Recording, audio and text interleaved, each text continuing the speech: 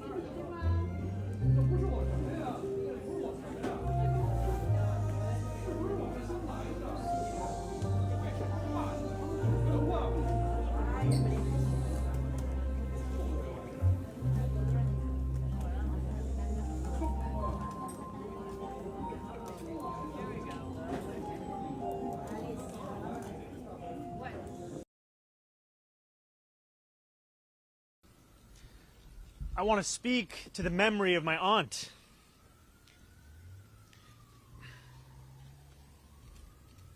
Who stopped taking the subway after September 11th because she did not feel safe in her hijab.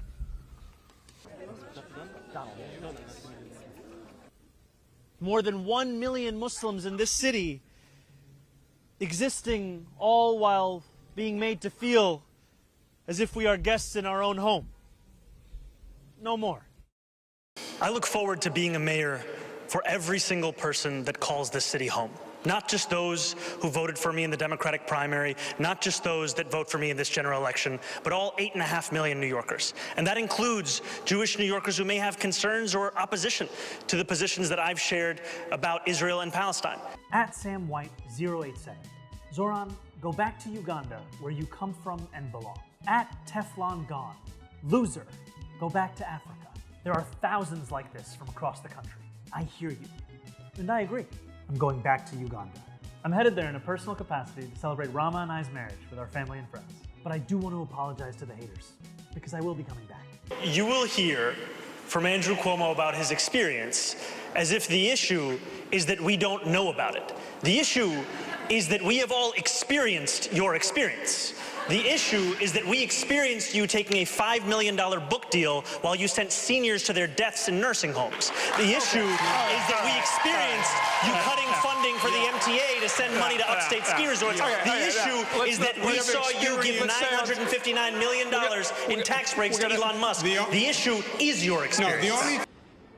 We are standing in front of Federal Plaza, the very site where New Yorkers are being stolen, whether from their families, their friends, or from the city that they call home.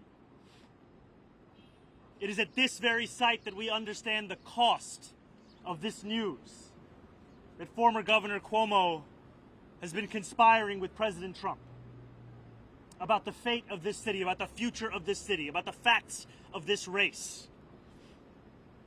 It is knowledge that is a betrayal of everything that we stand for as New Yorkers. Last November, New York City saw some of the biggest shifts towards Donald Trump of anywhere in the country. Much of it took place in working class and immigrant neighborhoods. A few days after the election, we went to Hillside Avenue in Queens and Fordham Road in the Bronx, not to lecture, but to listen. And what we heard was a desire to bring down the cost of living. That was our focus, and many of those voters came back. The headline is clear. We can win back voters many have written off if we give them something to vote for, not just tell them what to be against. Conventional wisdom says the left can only win low turnout elections. We rewrote the rule book by, get this, talking to New Yorkers. Politics in this city won't ever be the same, and it's all thanks to you. The next chapter begins today, New York.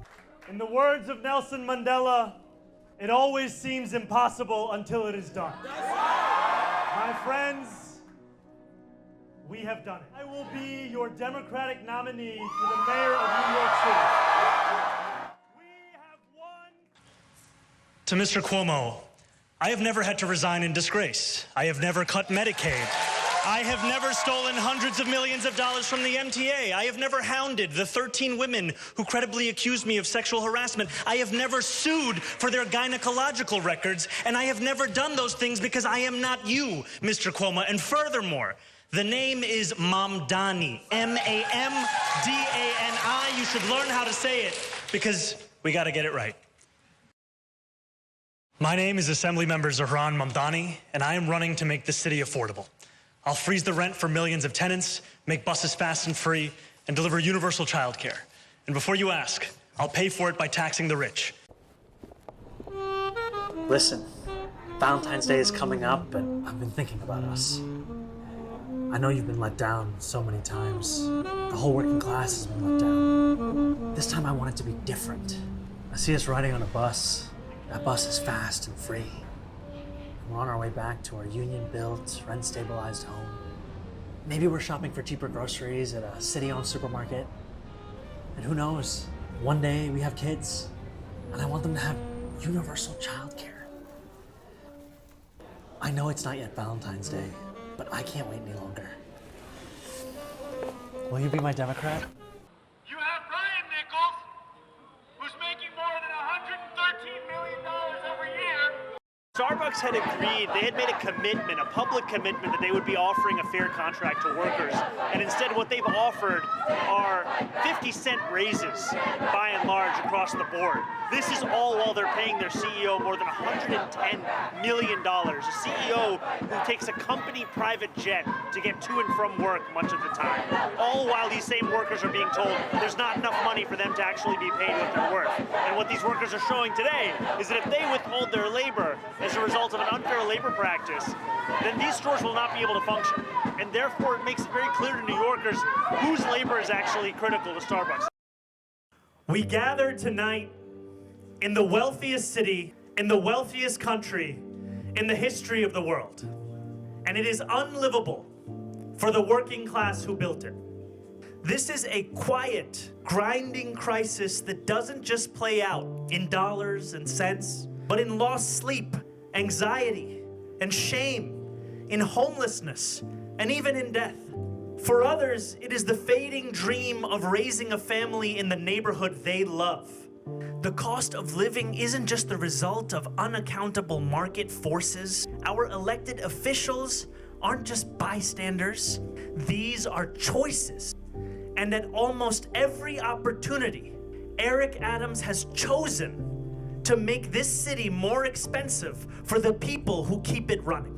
But I believe New Yorkers are hungry for a vision that puts their needs and aspirations at the very heart of government. And that is why I stand before you as a candidate for New York City mayor.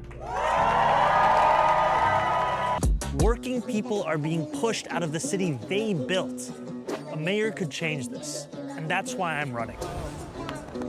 We can do all of that, and so much more, because this is New York. We can afford to dream.